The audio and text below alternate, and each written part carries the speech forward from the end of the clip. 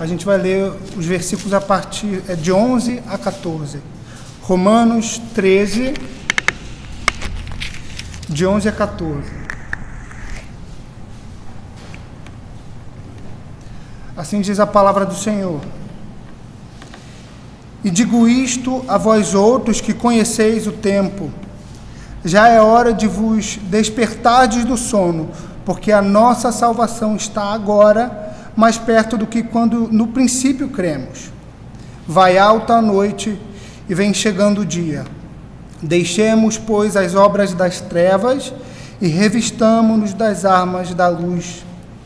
Andemos dignamente como em pleno dia, não em orgias e bebedices, não em impudicícias e dissoluções, não em contendas e ciúmes, mas revestivos do Senhor Jesus Cristo, e nada disponhais para a carne no tocante às suas concupiscências. Vamos orar mais uma vez? Deus Santo, Pai Eterno, te damos graças, ó Pai, porque o Senhor sabe que não merecemos, ó Pai, a Tua palavra. Não merecemos o Senhor Jesus Cristo como nosso Senhor e Salvador. Não merecemos o Teu santo dia, não merecemos a pregação do Evangelho. E o Senhor nos dá, Senhor Deus, tudo isso e muito mais. Muito obrigado, ó Pai. Abrimos a Tua palavra, Senhor, neste momento. Peço ao Senhor que o Senhor nos encha de reverência e temor ao Teu nome.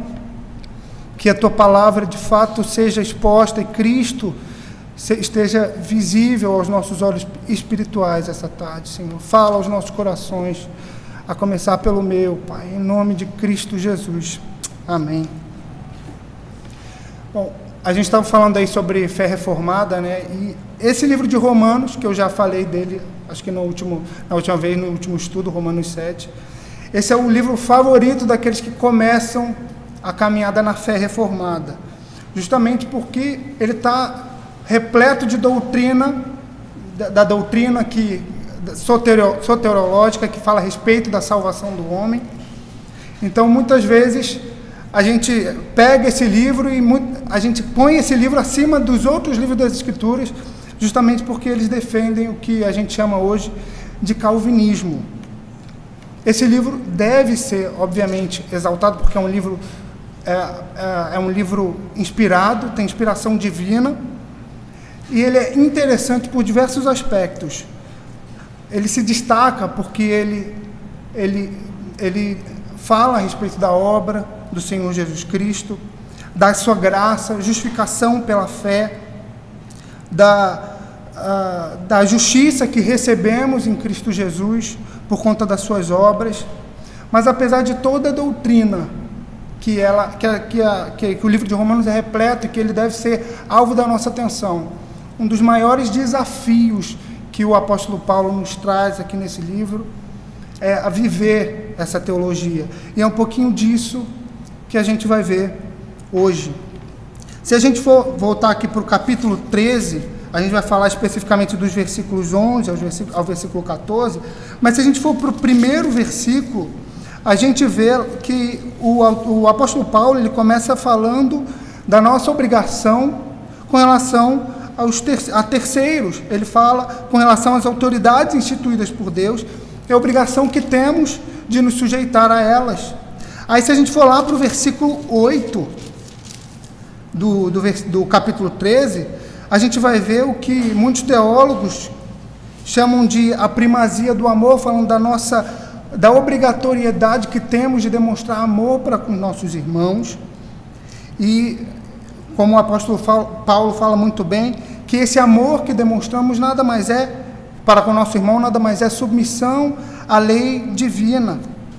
Ele diz lá no versículo 8, ele diz o seguinte: a ninguém fiqueis devendo coisa alguma, exceto o amor com que vos ameis uns aos outros, pois quem ama o próximo tem cumprido a lei. E como a gente cumpre a lei com relação ao nosso próximo?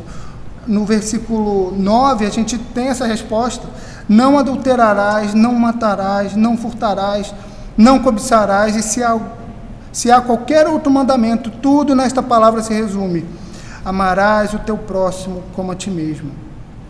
Talvez aqui na nossa versão em português a gente não perceba isso, Mas o que o apóstolo Paulo está fazendo no versículo 11, isso é muito claro em outras línguas como o inglês, principalmente no original, é que o versículo 11, na verdade, está linkado aos assuntos ditos anteriores. Então, o que a gente pode chegar à conclusão, como é um texto só, é que a preocupação de Paulo, a partir do versículo 11, é focar no indivíduo e sua vida piedosa diante de Deus.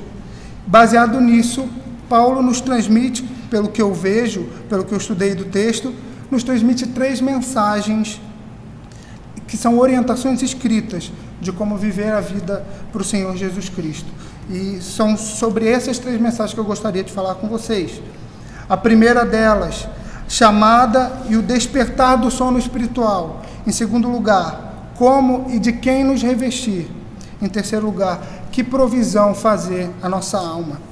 Vamos ler mais uma vez o versículo 11. E digo isto a vós outros que conheceis o tempo, já é hora de vos despertardes do sono, porque a nossa salvação está agora mais perto do que quando a princípio cremos. Como eu falei, o versículo 11 está ligado aos versos anteriores, e a gente vê que a preocupação de Paulo é dar uma nova razão para que o leitor de Romanos cumpra a lei divina. Então Paulo ordena, você deve amar o seu próximo como a si mesmo. E aí ele dá um motivo para isso.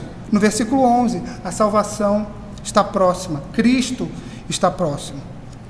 A gente poderia crer que essa salvação aqui que Paulo se refere, poderia dizer a respeito, por exemplo, de uma perseguição que era normal nesse contexto aqui, mas por diversas passagens semelhantes nas Escrituras, eu cito Filipenses 2,12 ou 1 Tessalonicenses 5,8, pela linguagem que o apóstolo Paulo fala, a gente percebe que a salvação que ele está falando aqui mesmo é uma salvação que aponta para a consumação da salvação a ser completada na segunda vinda do Senhor Jesus Cristo. Aquela obra que o Senhor iniciou em nós e que será completada em breve. Eu tenho um amigo da época de escola que ele é cristão, mas os pais dele não eram cristãos. E esse meu amigo, ele sempre falava para o pai dele que para que ele parasse com o hábito de fumar. E desde a adolescência, o pai desse meu amigo, ele tinha esse hábito, ele mantinha esse hábito, e o filho tentava convencer o pai de parar de fazê-lo, e ele falava, não consigo, é mais forte do que eu amo isso me dá muito prazer. O que a gente precisa perceber, e esse é o meu primeiro ponto, ou seja, chamada ao despertamento espiritual, ao sono espiritual em que nós encontramos, é que a morte espiritual ela é tão silenciosa quanto eu acabei não concluindo a história. O que acontece? Esse meu amigo acabou descobrindo que ele tinha um problema de saúde, o pai dele tinha um problema de saúde devido ao cigarro e não durou 6 meses de vida. 6 meses depois de ir ao médico e descobrir que estava com um problema no pulmão, com câncer, ele acabou falecendo. Ou seja, a minha ideia com isso é que muitas vezes a gente não percebe a presença do mal dentro de nós. A morte espiritual pode ser tão silenciosa quanto essa doença desse meu amigo. Muitas vezes não sentimos a morte espiritual que estamos enfrentando, o sono espiritual que estamos passando, mas estamos a passos largos da morte eterna. Para morrer espiritualmente, isso é importante a gente saber. Nós não precisamos estar depressivos, nós não precisamos sentir a mão pesada do Senhor sobre nós, sobre as nossas costas. Podemos estar em processo de morte espiritual, frequentando o dia do Senhor, ouvindo a palavra do Senhor, pregando a palavra do Senhor. Vamos abrir para reforçar essa ideia de que a morte espiritual é algo muito silencioso e é muito perigoso muitas vezes. Vamos abrir em Provérbios 7, 21. A gente vai ler dos versículos 21 ao versículo 27.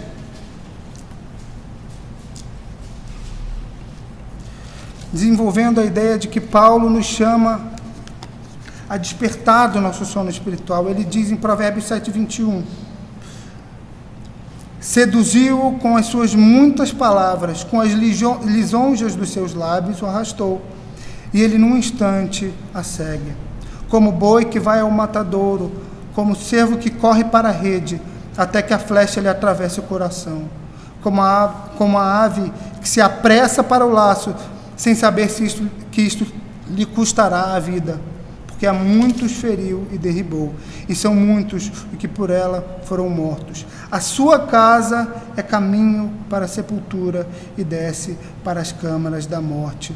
A cegueira espiritual muitas vezes faz com que a gente acredite que não há erro no estilo de vida em que a gente vive. Perceba que em Provérbios 21, o jovem ele é seduzido com as palavras, com as lisonjas do pecado personificado. Ele segue o pecado como um boi que vai ao matadouro. Ele não está percebendo que o caminho que ele está tomando o leva à morte.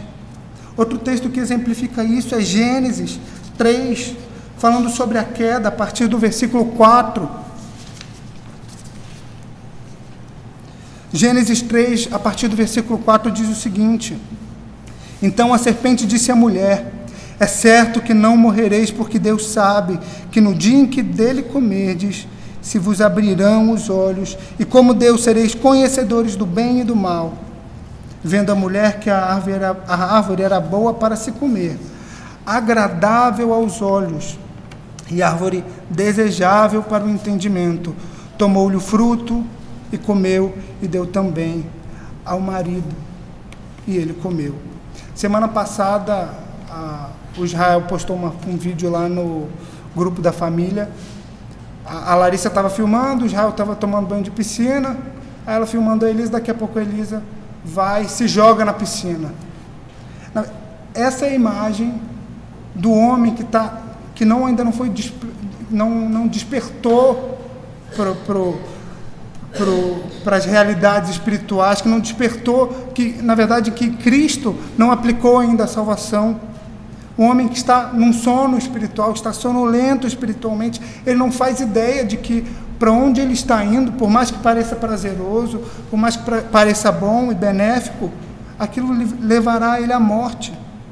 O puritano Matthew Henry, comentando esse texto, ele diz o seguinte: o homem é chamado a despertar do sono do pecado, pois é uma condição pecaminosa de sono espiritual. É uma situação de segurança carnal, preguiça e negligência espiritual que resultará em morte. Nós somos lembrados, meus irmãos, que o dia da volta do Senhor Jesus Cristo está próximo. A gente precisa ser levado a pensar como nós de fato temos andado. Estamos de fato sendo enganados pelo nosso coração? Realmente cremos e vivemos a vida para o Senhor Jesus Cristo? Vamos abrir rapidamente Mateus 24, a partir do versículo 43.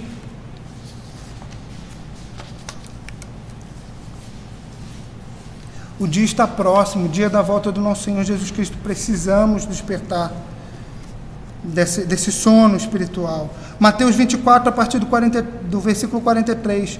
Por isso, ficai também vós apercebidos, porque a hora em que não cuidais, o Filho do Homem virá. Agora, que tempo é esse a que se refere o apóstolo Paulo? E digo isto a vós outros, versículo 11, que conheceis o tempo, já é hora de vos despertar. De que tempo é esse a que ele se refere?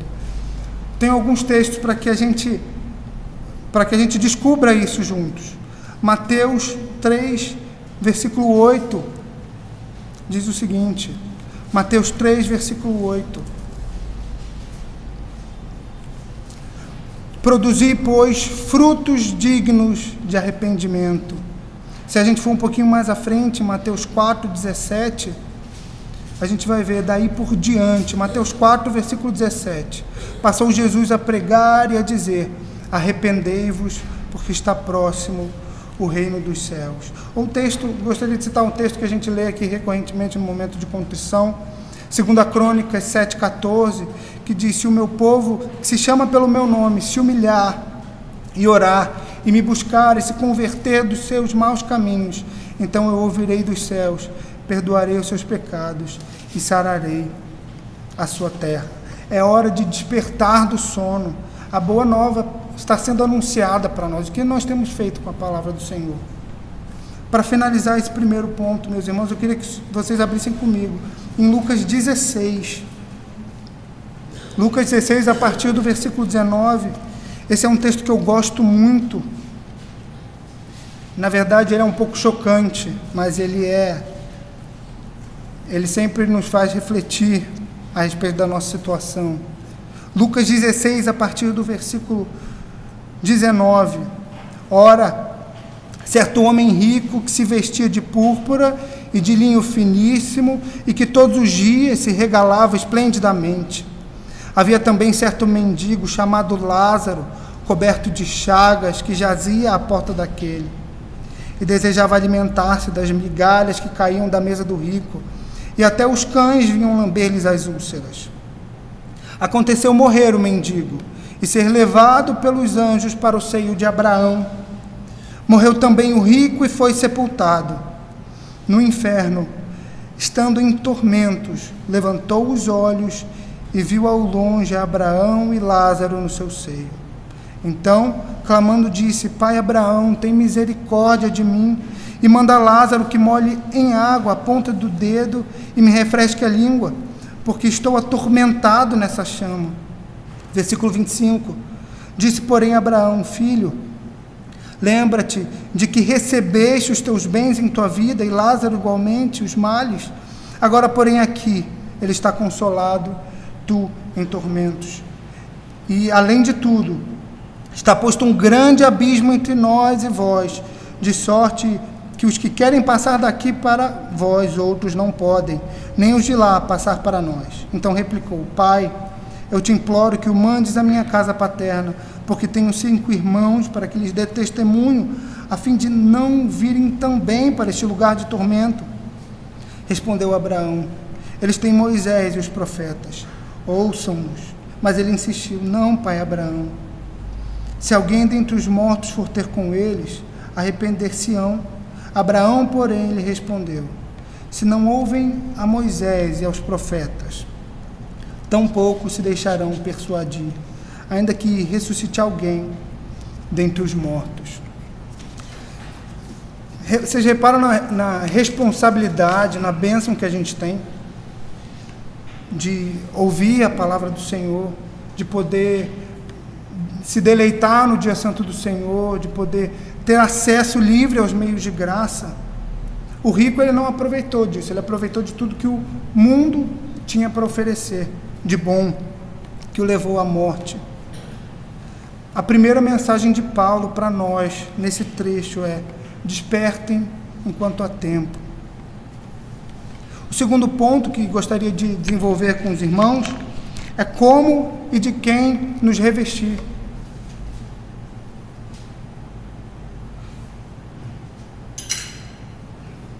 Aí a gente volta lá para o nosso texto de Romanos 13, versículos 12 e 13 dizem o seguinte: Vai alta noite, vem chegando o dia. Deixemos, pois, as obras das trevas e revistamo-nos das armas da luz. Andemos dignamente como em pleno dia, não em orgias e bebedices, não em impudicícias e dissoluções, não em contendas e ciúmes. Uma vez despertados do sono e da morte espiritual pelo poder do Espírito Santo, nossa preocupação deve ser em como nos revestir. E o primeiro passo para isso é nos despojar do velho homem. Vamos abrir em Colossenses 3, vamos ler a partir do versículo 5.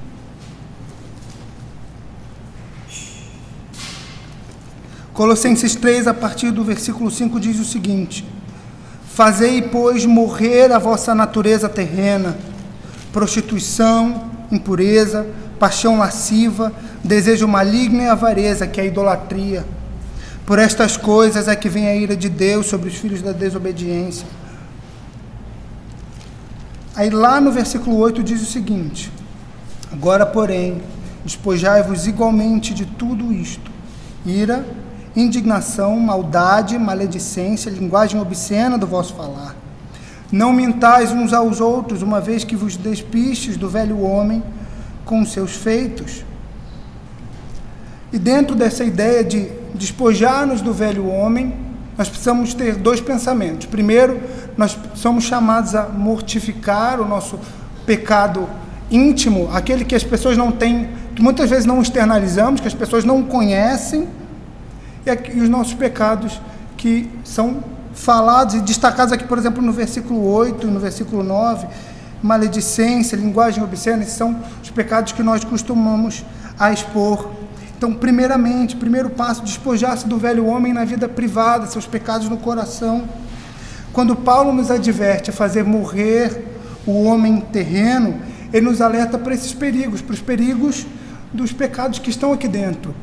As Escrituras dizem que o coração do homem bebe iniquidade como água e é extremamente enganoso. Nós precisamos ter em mente que muitas vezes nós mesmos somos enganados pelo nosso coração, que é pecaminoso. Ele nos alerta para que possamos enxergar e tratar esses pecados da maneira como eles devem ser tratados. Recentemente eu saí com uns amigos meus do ensino médio. Nós começamos a conversar. Esse grupo de amigos que eu tenho, eles são todos evangélicos, né? Se dizem evangélicos. E aí a gente sempre conversa sobre as Escrituras. E aí, de repente, a gente caiu num assunto de imoralidade sexual. Começamos a falar sobre isso.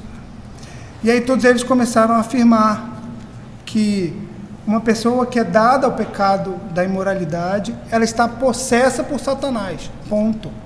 Ou seja, ignorando verdades como a da depravação total do homem, de que o coração do homem, é do coração do homem que procedem os maus desígnios, os homicídios, os adultérios. Na visão desses meus amigos, é Satanás o nosso único inimigo, e não a carne, e não o mundo, a carne sendo o nosso principal, nosso pior inimigo.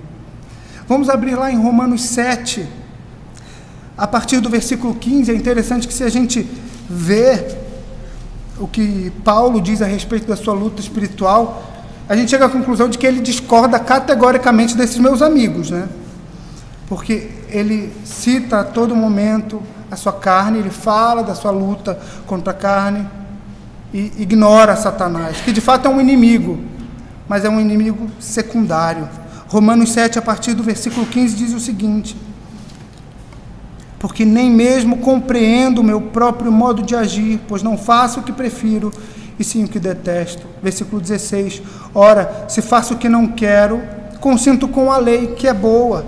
Neste caso, quem faz isto já não sou eu, mas o pecado que habita em mim. Porque eu sei que em mim, isto é, na minha carne, não habita bem nenhum, pois o querer o bem está em mim, não porém o efetuá-lo. Porque não faço o bem que prefiro, mas o mal que não quero, esse faço. Mas se eu faço o que não quero, já não sou eu quem o faz, e sim o pecado que habita em mim. E aí no versículo 24, ele termina reconhecendo a sua natureza caída e a necessidade que ele tem de Cristo. Desventurado o homem que sou, quem me livrará do corpo dessa morte? O primeiro passo para nos revestir de santidade é nos despir do velho homem. Primeiro no tocante aos nossos pecados íntimos, mas também com relação aos pecados que costumeiramente nós externalizamos. Voltando para o texto de Colossenses 3, a partir do versículo 8, ele diz o seguinte: agora, porém, Colossenses 3, 8, despojai-vos igualmente de tudo isto. Reparem que são pecados que nós muitas vezes externalizamos: ira, indignação, maldade, maledicência, linguagem obscena do vosso falar. Não mentais uns aos outros, uma vez que vos despistes do velho homem com os seus feitos.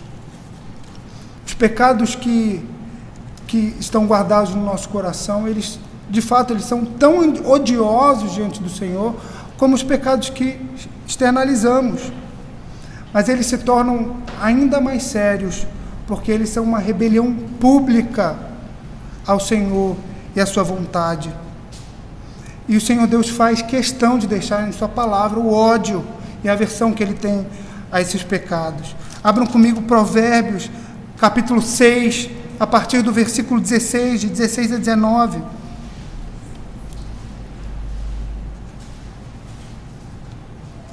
Provérbios 6, de 16 a 19, diz o seguinte: 6 coisas o Senhor aborrece, a 7ª a sua alma abomina: olhos altivos, mais uma vez, sequência de pecados que nós externalizamos, língua mentirosa, mãos que derramam sangue inocente, coração que trama projetos iníquos, pés que se apressam a correr para o mal, testemunha falsa que profere mentiras e que semeia contenda entre os irmãos. O puritano John Owen já disse uma vez: mate o pecado, senão ele matará você. Semana passada, com o João, com a Júlia, eu acho, nós três, com a Milena também, a gente assistiu o filme O Patriota. Eu já tinha assistido, muito bom, assistiria mais 20 vezes. E o contexto ali daquele filme é de guerra.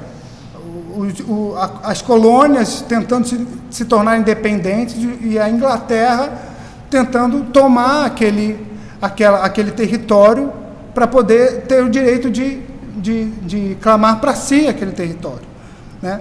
E aí tem uma cena muito interessante nesse filme, em que aquela família ali sabe que a guerra está próxima, e eles estão num momento de janta, a família está em volta da mesa, e de repente se aproxima da casa um homem que parece ser um inimigo. E ele mal tinha acabado de adentrar a casa, o dono da casa já estava pronto para aniquilar aquela pessoa. Meus irmãos, assim como esse homem que estava com consciência de que ele vivia um contexto de guerra e que ele estava prestes a receber e que poderia receber a qualquer momento o inimigo na sua casa, nós precisamos saber que estamos em guerra constante contra a carne, contra Satanás e contra o mundo. Precisamos estar sensíveis à presença do pecado nos nossos corações.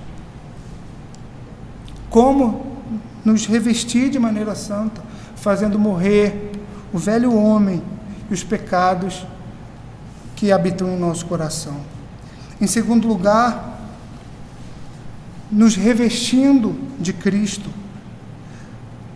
Abram comigo Colossenses 3, versículo 10. Colossenses 3, versículo 10.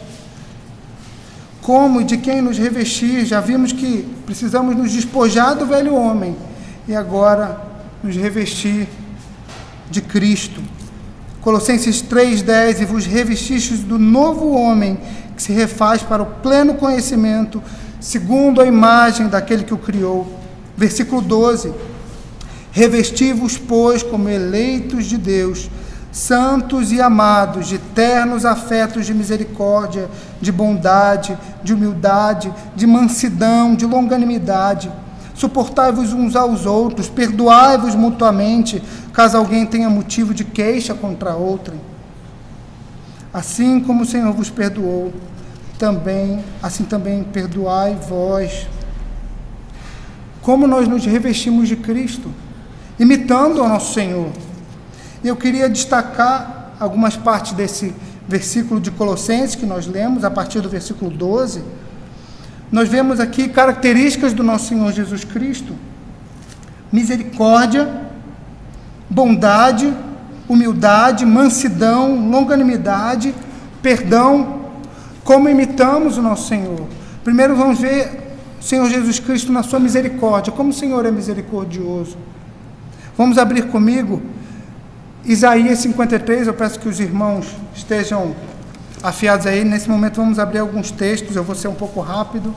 Se quiserem só anotar os textos para ver depois. Como Cristo é misericordioso, Isaías 53, a partir do versículo 4. Certamente Ele tomou sobre si as nossas enfermidades, e as nossas dores levou sobre si. E nós o reputávamos por aflito, ferido de Deus e oprimido, mas Ele foi traspassado pelas nossas transgressões e moído pelas nossas iniquidades. Versículo 6, todos nós andávamos desgarrados como ovelhas, cada um se desviava pelo seu caminho, mas o Senhor fez cair sobre Ele a iniquidade de todos nós. Ele mostra a sua misericórdia ao salvar o povo que Ele criou, que não merece nada dele, senão a condenação eterna. E como devemos imitar a misericórdia do nosso Senhor Jesus Cristo? Gostaria de citar apenas um texto, Mateus 25, versículo 35. Essas palavras aqui, o Senhor Deus pronunciará no dia do juízo.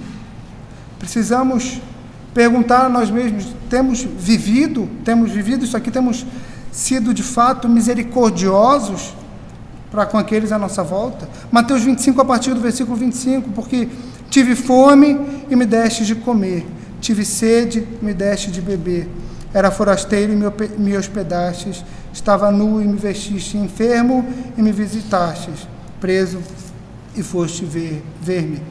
Lá em Mateus 5,44 diz: amai os vossos inimigos e orai pelos que vos perseguem. É assim que devemos imitar ao Senhor Jesus Cristo. Como diz lá o texto de Romanos, revistamo-nos das armas da luz, andemos dignamente como em pleno dia. É isso que Paulo nos desafia a fazer. Agora vamos olhar a respeito da bondade de Cristo. Como Cristo é bondoso. Eu gostaria de citar o nosso breve catecismo, na pergunta de número 25. A gente vai ver aqui que o Senhor Deus mostra a sua bondade para conosco no seu ofício de sacerdote. A pergunta de número 25 do breve catecismo diz o seguinte: como exerce Cristo as funções de sacerdote? Cristo exerce as funções de sacerdote por ter oferecido a si mesmo uma vez em sacrifício para satisfazer a justiça divina e reconciliar-nos com Deus, e por fazer contínua intercessão por nós. Como devemos imitar essa bondade do Senhor Jesus? Eu gostaria de citar um texto de 1 Tessalonicenses 5, a partir do versículo 15. Diz o seguinte: evitai que alguém retribua a outrem mal por mal. 1 Tessalonicenses 5, 15. Pelo contrário, segui sempre o bem entre vós e para com todos. E a respeito da humildade do Senhor Jesus? Como Cristo mostra a sua humildade? Eu gostaria de citar rapidamente o texto de João 13, onde o Senhor Jesus, o Criador de todo o universo, ele lava os pés dos discípulos. Meu pai já contou essa história aqui uma vez. Naquela cultura, o escravo que era responsável por lavar os pés das pessoas era o pior, era o que não servia para nada, era o que não tinha utilidade nenhuma, que não sabia fazer nada. Era aquele que lavava os pés das pessoas. E o Senhor Jesus Cristo, ele faz isso com seus discípulos. E ele ainda deixa para nós um exemplo de como devemos imitar a sua humildade.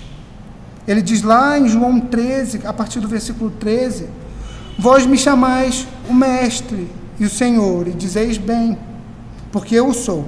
Ora, se eu, sendo o Senhor e o Mestre, vos lavei os pés, também vós deveis lavar os pés uns dos outros. E a respeito da mansidão do Senhor Jesus Cristo, como o Senhor Jesus Cristo se mostra manso e deixa esse exemplo para nós, para que possamos nos revestir dele. Gostaria de citar o texto de Mateus 26, a partir do versículo 63, que fala sobre a crucificação do Senhor Jesus.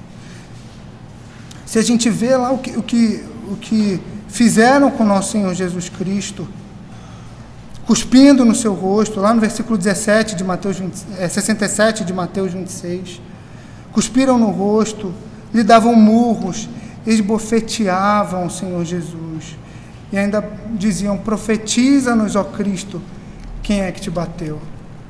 Os irmãos, o Senhor Jesus, ele tinha poder para, com o pensamento, aniquilar qualquer um que estava ali.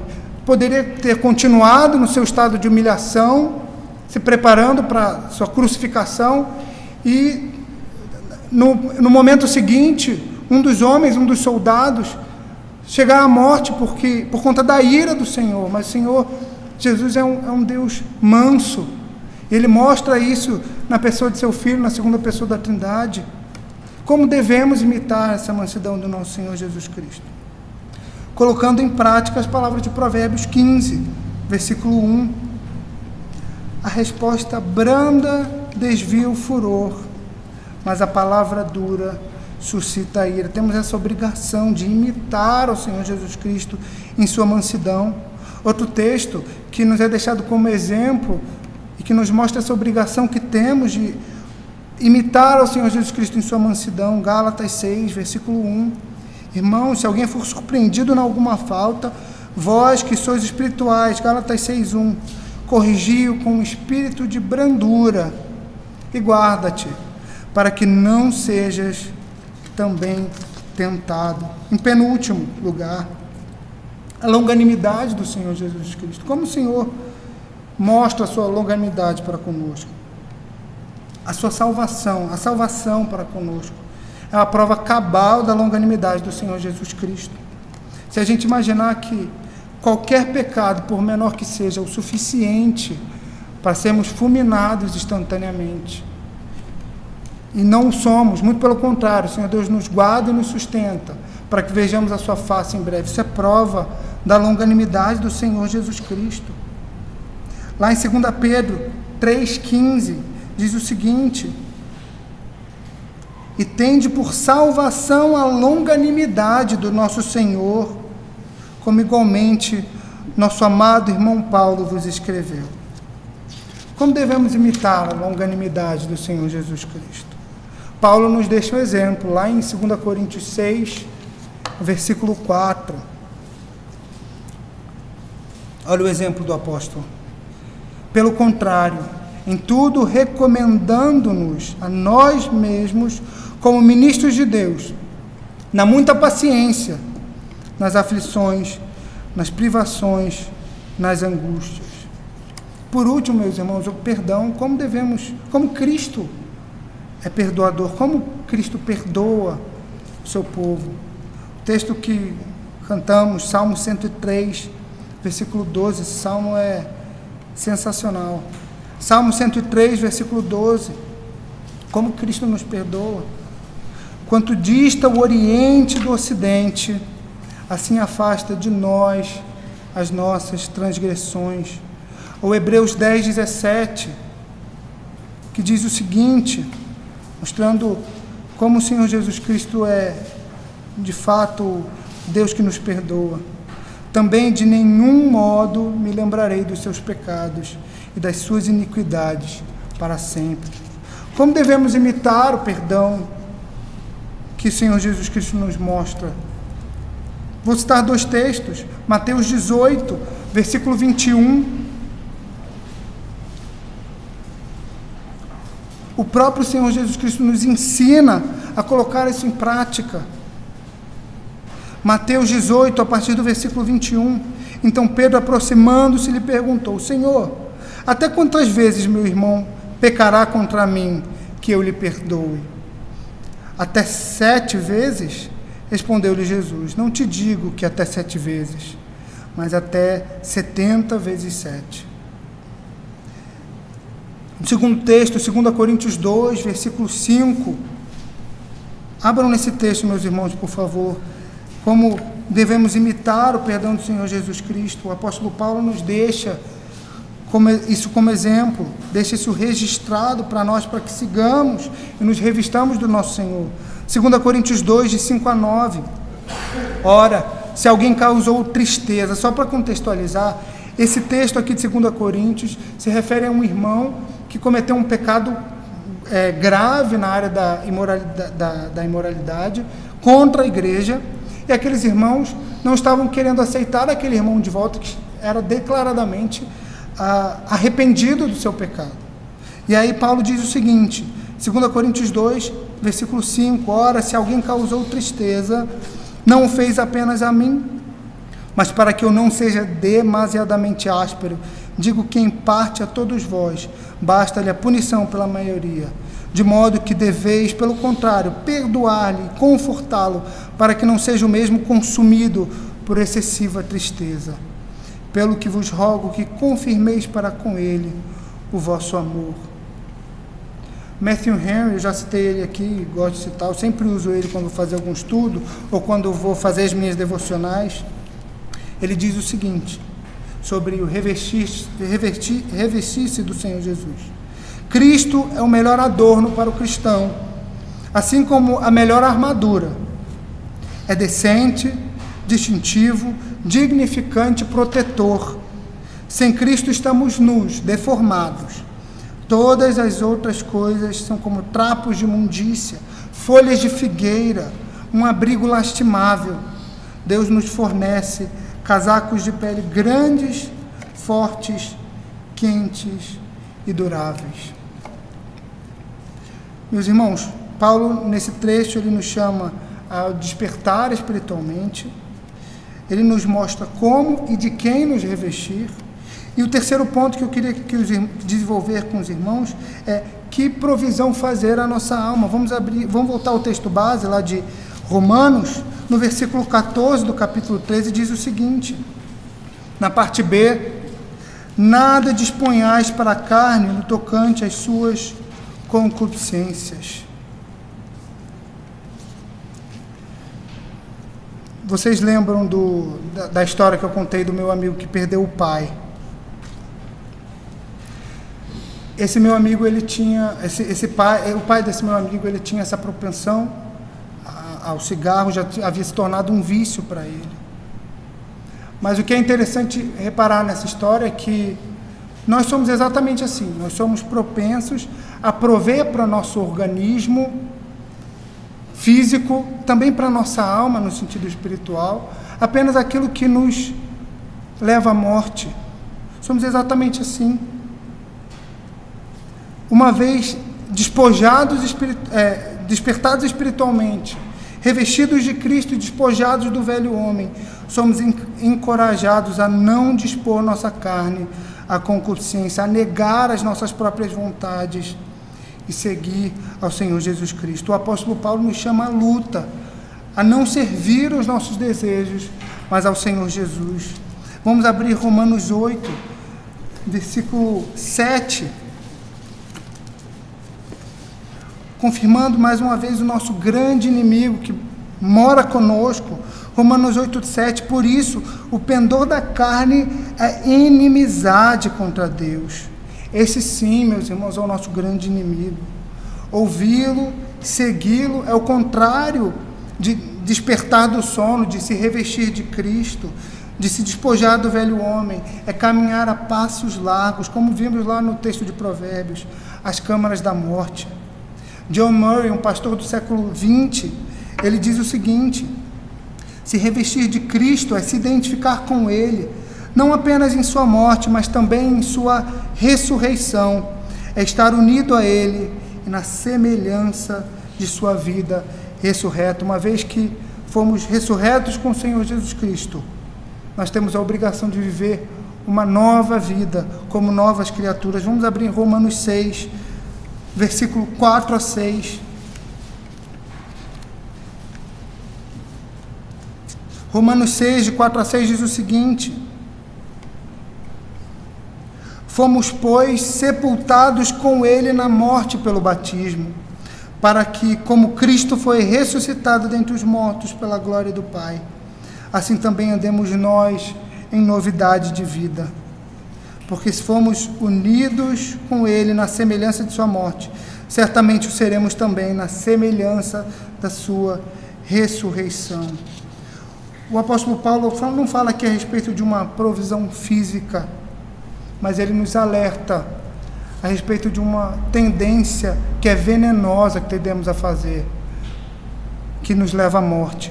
Gálatas 5, 13 diz o seguinte: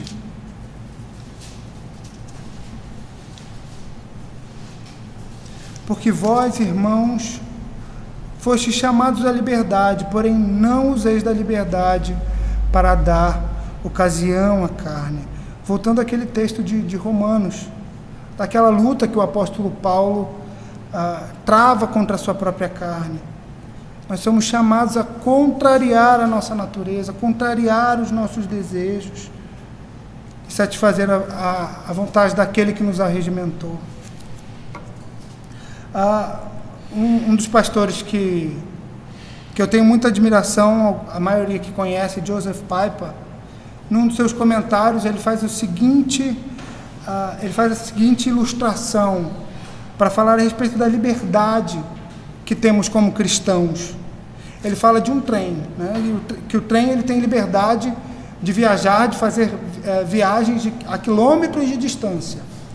Mas aquele trem, apesar de poder andar a quilômetros, a horas, a dias, ele está preso aos seus trilhos. E se aquele trem estiver fora dos trilhos, por mais que ele esteja liberto daqueles trilhos, ele já não tem mais motivo para ser usado. O motivo pelo qual ele foi usado, pelo qual ele foi criado, não tem como mais. Ele perdeu, na verdade, a sua utilidade. Ele não consegue mais fazer aquilo que ele foi criado para fazer. Nossa liberdade como cristãos é assim, somos livres para vivermos em Cristo, mas se quisermos ter nossa liberdade à parte dos trilhos da lei divina, desconsiderando o pecado e as suas consequências, nós vamos morrer eternamente. Mais uma vez a pergunta, meus irmãos, que provisão temos feito para a nossa alma? Como temos nos alimentado diariamente? As Escrituras nos dão duas respostas. A primeira delas, devemos nos alimentar do pão da vida. Quem é esse pão da vida? João 6, a partir do versículo 48, é essa provisão que devemos fazer para o nosso corpo, para a nossa alma. João 6, 48 diz o seguinte: eu sou o pão da vida. Vossos pais comeram o maná no deserto e morreram. Este é o pão que desce do céu, para que todo que dele comer não pereça. Uma segunda resposta a isso é saciar a nossa sede do Deus vivo, a sede que temos como homens. Como diz o salmista lá no Salmo 42, a minha alma tem sede de Deus, do Deus vivo. Como podemos prover ao nosso corpo, à nossa alma, essa água de vida eterna? João 4, a partir do versículo 13, diz o seguinte: quem beber desta água, João 4, 13 e 14, quem beber desta água tornará a ter sede. Aquele, porém, que beber da água que eu lhe der, nunca mais terá sede. Pelo contrário, a água que eu lhe der será nele uma fonte a jorrar para a vida eterna. Ainda sobre essa questão da provisão que devemos fazer à nossa alma, tem uma resposta mais prática, que se encontra lá no Catecismo de Westminster, na pergunta 153. Na verdade, eu vou ler as duas perguntas, porque elas se complementam, a 153 e a 154. Diz o seguinte, a pergunta de 153 do Catecismo Maior de Westminster: que exige Deus de nós para que possamos escapar à sua ira e maldição em que incorremos pela transgressão da lei? Resposta: para escaparmos à ira e maldição de Deus, em que incorremos pela transgressão da lei, Ele exige de nós o arrependimento para com Deus, a fé em nosso Senhor Jesus Cristo e o uso diligente de todos os meios exteriores pelos quais Cristo nos comunica os benefícios da sua mediação. Continuando a resposta, a pergunta 154 complementa: quais são os meios exteriores pelos quais Cristo nos comunica os benefícios da sua mediação? Resposta: os meios exteriores e ordinários pelos quais Cristo nos comunica a sua igreja, Cristo comunica a sua igreja os benefícios de sua mediação. São todas as suas ordenanças, especialmente a palavra, os sacramentos e a oração. Todas essas ordenanças se tornam eficazes aos eleitos em sua salvação. Em outras palavras, meus irmãos, nós devemos nos exercitar a nossa fé, ter momentos de comunhão com o Senhor, que é através disso que seremos edificados, que seremos, porque não convertidos ao Evangelho do Senhor Jesus. Um puritano dizia: se você não tem vontade de orar, ore. Se você não tem vontade de ler as Escrituras, leia as Escrituras. É através dos meios de graça que o Senhor Deus trabalha em nossos corações. A mensagem, meus irmãos, de Paulo é clara nesse texto de Romanos. Despertem do sono, dispam-se do velho homem, revistam-se de Cristo e não deem ocasião à carne. Para finalizar, vamos ler de novo o texto de Romanos. Diz o seguinte, Romanos 13, a partir do versículo 11. E digo isto a vós outros, que conheceis o tempo. Já é hora de vos despertardes do sono, porque a nossa salvação está agora mais perto do que quando no princípio cremos. Vai alta a noite e vem chegando o dia. Deixemos, pois, as obras das trevas e revistamo-nos das armas da luz. Andemos dignamente como em pleno dia, não em orgias e bebedices, não em impudicícias e dissoluções, não em contendas e ciúmes, mas revestivos do Senhor Jesus Cristo, e nada disponhais para a carne no tocante às suas concupiscências. Que Deus nos ajude, meus irmãos. Vamos orar? Deus Santo, Pai Eterno, obrigado, Pai, pela Tua palavra, porque ela nos constrange, Senhor Deus. Vemos aqui nossos deveres diante do Senhor e clamamos, ó Pai, pelo Teu Espírito sobre nós, porque não temos condições de fazê-lo, Senhor Deus, mas ao mesmo tempo sabemos que podemos pelo Teu Espírito e devemos fazê-lo, Senhor Deus. E o Senhor ainda nos diz que sem santidade não veremos ao Senhor, que possamos buscar essa santidade de vida, Senhor Deus, que essa palavra possa estar em nossos corações, que possamos de fato, ó Pai, colocá-la em prática, Senhor Deus, sermos, ó Pai, daqueles homens dos quais o mundo não é digno, Senhor Deus.